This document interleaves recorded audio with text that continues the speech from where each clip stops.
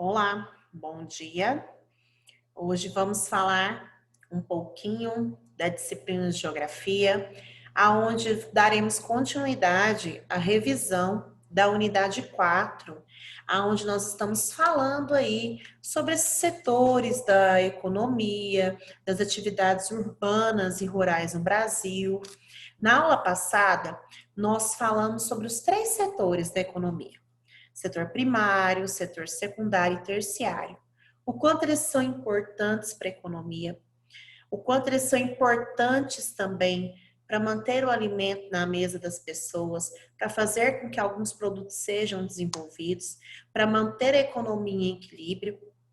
Então, nós falamos um pouco sobre isso e falamos também dos trabalhos no campo e na cidade. O quanto um depende do outro, né? O quanto nós precisamos valorizar tanto o trabalho do campo quanto o trabalho que é feito na cidade, porque eles são totalmente dependentes. Nós que estamos na zona urbana dependemos sim do trabalho que é feito na zona rural. E muitas vezes quem está na zona rural depende de prestação de serviço de pessoas que estão na zona urbana.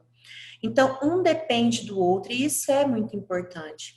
Vimos a função de cada setor, qual era a função do setor primário, a função do setor secundário, a do terciário. Vimos que o setor primário, na maioria das vezes, acontece no campo, né, com a questão do extrativismo, da agricultura, da pecuária, né? O secundário transforma esses produtos e o terciário faz a distribuição deles também, em alguns momentos até trabalham algumas matérias que são transformadas nessa, nessa segunda opção, né, no setor secundário, ok? Bom, dando continuidade, hoje nós vamos falar sobre outro tipo de trabalho. Nós vamos hoje dar continuidade aí na apostila 94 de Geografia, tá? Então, vocês peguem o material que vocês possam aí acompanhar na apostila de Geografia. Nós vamos então falar sobre o trabalho infantil, certo? Vamos falar sobre trabalho infantil. É uma realidade, acontece, ainda existem muitas crianças que trabalham no Brasil, certo? Muitas crianças e adolescentes que trabalham sem ter a idade mínima permitida por lei. O nosso país, até 14 anos, é proibido por lei. Então, adolescentes entre 14 e 16 anos podem trabalhar, desde que sejam como jovem aprendiz, com horário reduzido e adequado para que frequentem a escola. Ele não pode deixar de estudar para trabalhar, tá? Trabalho infantil é crime. Só que nós temos 2,7 milhões de crianças que estavam nas condições de trabalho infantil. Muitas delas nem tinham a idade mínima e permitida por lei para trabalhar, certo? Então, esse trabalho infantil que está sendo realizado é algo que as pessoas ainda lutam para que isso não aconteça mais. Porém, ainda existem dados de que existem crianças que são forçadas a trabalhar na agricultura, ou vendendo balas no semáforo, ou fazendo outros tipos de trabalho forçado, né? Existem também casos de crianças que trabalham porque vivem em condições de pobreza e miséria muito grandes. Então, elas trabalham para tentar ajudar a família, para ajudar no sustento da família. Porém, esse trabalho é ilegal, esse trabalho é crime, tá? Qual que é o direito da criança? Brincar, frequentar a escola, ter uma infância normal e saudável. Quando ela trabalha, né, esses direitos são tirados dela. Na página 95, aí, a gente tem gráficos de incidências de crianças que trabalham, né, em atividades agrícolas e que não trabalham nas atividades agrícolas e não agrícolas. 68% das crianças estão em atividades não agrícolas e 32% em atividades agrícolas, desses 2,7 milhões. Trabalho doméstico infantil por gênero. 94% das meninas trabalham como domésticas e 6% de meninos, tá? Então, isso aí foi um dado levantado pelo IBGE, né? Até veio aqui esse questionamento: trabalho infantil doméstico é predominante, né? Quando ele é predominante, ele é realizado por quem? Pelas meninas. Então, predominantemente, ele é realizado pelas meninas. A maior parte do trabalho infantil se concentra nas atividades agrícolas ou não agrícolas? Não agrícolas. Então, as crianças estão sendo forçadas, muitas vezes, a trabalhar, na maioria das vezes, em atividades não agrícolas. Só que assim, a gente fala, tem o trabalho, né, infantil, tem essa questão aí do trabalho infantil e tem as domésticas, então quer dizer que criança não pode trabalhar? Não é bem assim que funciona não, tá, crianças? Trabalho doméstico é quando ela está trabalhando para alguém, limpando a casa de alguém. Quer dizer, então, tia, que eu não posso ajudar em casa? Será? Olha só a pergunta que vem aí para nós na página 96, no Você Sabia? Prestem bastante atenção. Você acha que quando uma criança ajuda nas tarefas de casa, isso pode ser considerado trabalho infantil? É claro que não, gente. Quando eu estou ajudando nas tarefas de casa, dentro do meu lar, com a minha família, é minha obrigação arrumar minha cama, ajudar a lavar uma louça, né? É claro que você não pode fazer atividades que vão causar riscos à sua vida, mas atividades simples do dia a dia que você consegue fazer é sim uma obrigação, faz parte da socialização. Você está aprendendo ali a fazer algo diferente. É saudável que você colabore com a sua família. Então, a gente tem que saber diferenciar isso daí, tá? É trabalho infantil quando eu estou trabalhando para alguém, fora, como doméstica. Ajudar dentro da minha própria casa é uma obrigação, faz parte da nossa rotina e do dia a dia, tá bom? Bom, na página 97, nós temos um cartaz aí para a gente refletir um pouquinho novamente sobre ele. Criança não deve trabalhar, infância é para sonhar. Realmente, né, gente?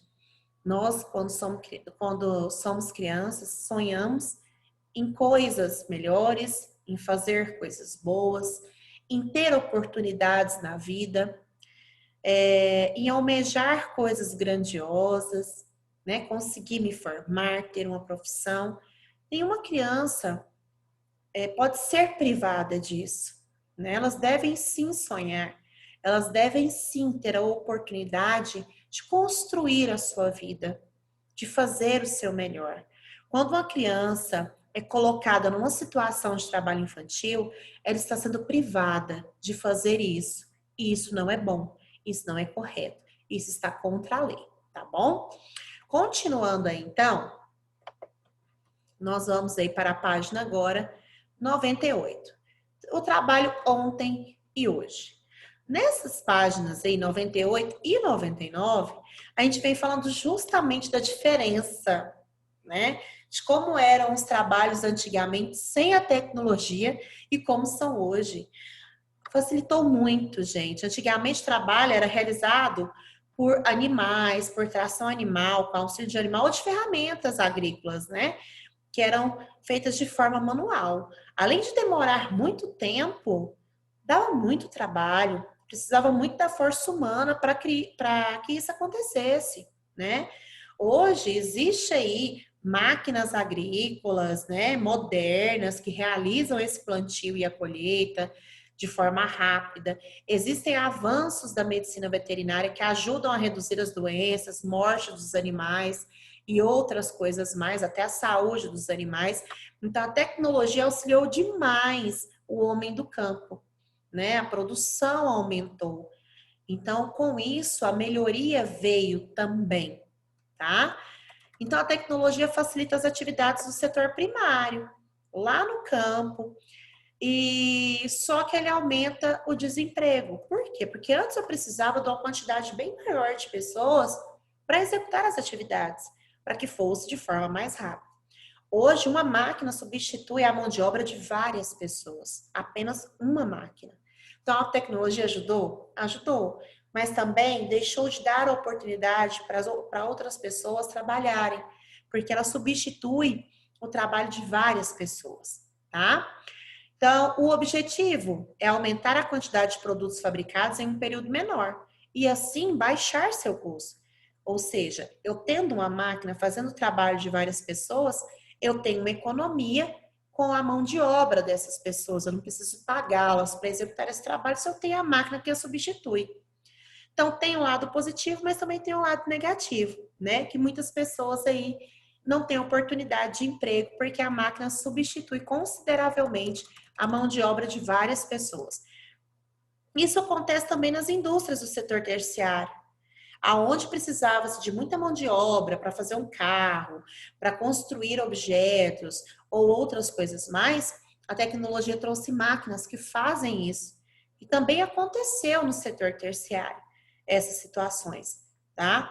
De ter essa mão de obra substituída aí por máquinas, né?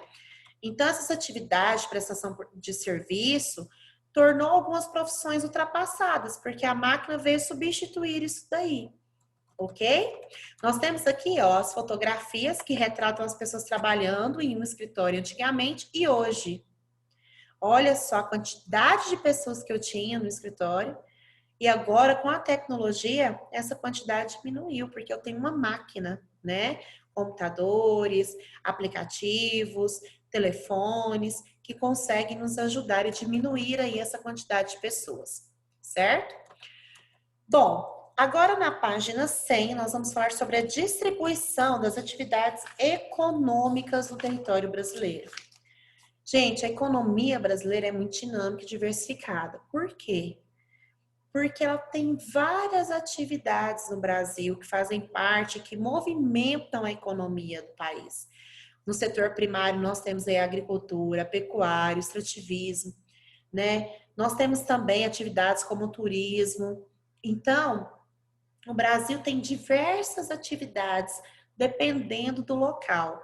Na região centro-oeste, prevalece aí, né, a pecuária e a agricultura. Nós sabemos disso. No litoral, o turismo ou os portos, né, que nós já conversamos também sobre. E a agricultura e a pecuária são importantes para a economia da região norte também, assim como a pesca, o extrativismo vegetal e mineral. Muitas famílias se sustentam com os recursos oferecidos pela floresta amazônica, o açaí, o guaraná, né? Então, o nosso país tem uma diversidade muito grande de lugares que conseguem produzir diferentes tipos de vegetais, né? E criar vários tipos de animais. Por isso, essa diversidade tão grande que o nosso país tem para se desenvolver economicamente. Então, aqui a gente consegue praticar várias atividades aí do setor primário que consegue movimentar os outros setores consecutivamente, o secundário e o terciário. Isso é muito bom, né? Isso é muito bom. Apesar de sabermos que muitas atividades causam danos ambientais se não forem feitas com sustentabilidade. Então, tudo tem que ter um equilíbrio aí para que dê certo. Precisamos movimentar a economia, precisamos, mas também precisamos pensar no meio ambiente, né? Na forma sustentável de produzir algo de forma que eu não vou danificar tanto assim o meio em que vivo. Bom, meus amores, agora a tia Grazi vai colocar aqui, vai mostrar para vocês uma atividade que vocês deverão fazer no caderno, tá bom? Essa atividadezinha aqui vocês vão copiar no caderno de História e Geografia, coloquem um cabeçalho, façam a margem, deem pausa no vídeo para que vocês possam copiar a atividade, ok? Atividade de fixação. Número 1, pesquise uma curiosidade sobre o trabalho infantil e escreva em seu caderno. Quais curiosidades? Você pode pesquisar dados sobre quantas crianças existem em estado de trabalho infantil no nosso país. Pode pesquisar dados de porquê que as crianças trabalham, tá? Podem pesquisar também quantas crianças, na verdade, trabalham forçadamente ou quantas crianças trabalham para ajudar a família. Então, tudo isso são curiosidades que você pode pesquisar sobre trabalho infantil, ok? 2. Recorte e cole imagens que representem os 3 setores da economia: primário, secundário e terciário. Tá bom? Então, você vai pesquisar imagens e vai colar aí, representando o setor primário, secundário e terciário da economia. Tá bom? Ah, tia, eu não tenho como pesquisar, não tenho como recortar, não tenho como imprimir. Pode desenhar? Pode desenhar, sim. Combinado? Então, copiem com capricho, façam margem, tudo certinho, tá? Para que fique organizado, do jeito que a gente gosta e sempre pede, tá bom? Bom, meus amores, essa foi a nossa aula de geografia de hoje. Um beijo para vocês e até a próxima aula.